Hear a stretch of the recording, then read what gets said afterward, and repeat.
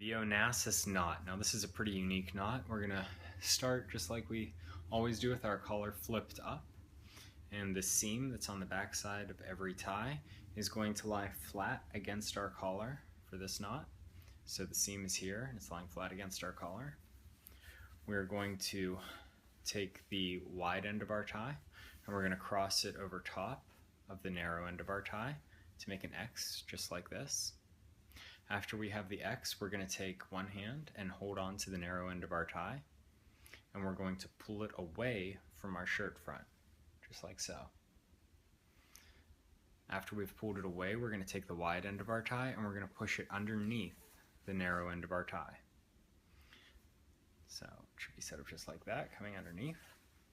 After we have it underneath the narrow end of our tie, we're going to take the wide end and once again wrap it over top of the narrow end. Now, this is where it gets a little different.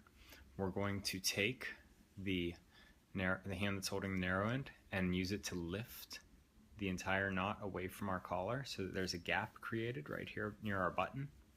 We're going to take the wide end of our knot and push it up and through that gap, just like so. And then we're simply going to let it fall down in front of our shirt. And this is the Onassis knot.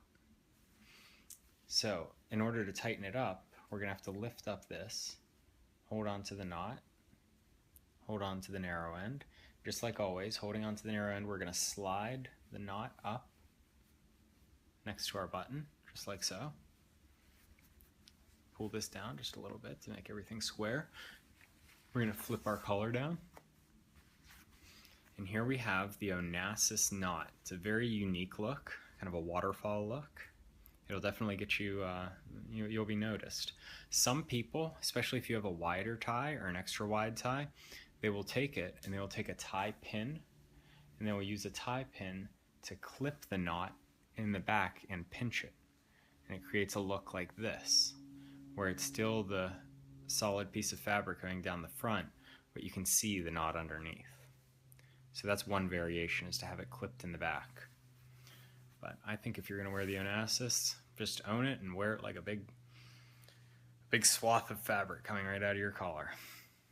All right, that's the Onassis knot.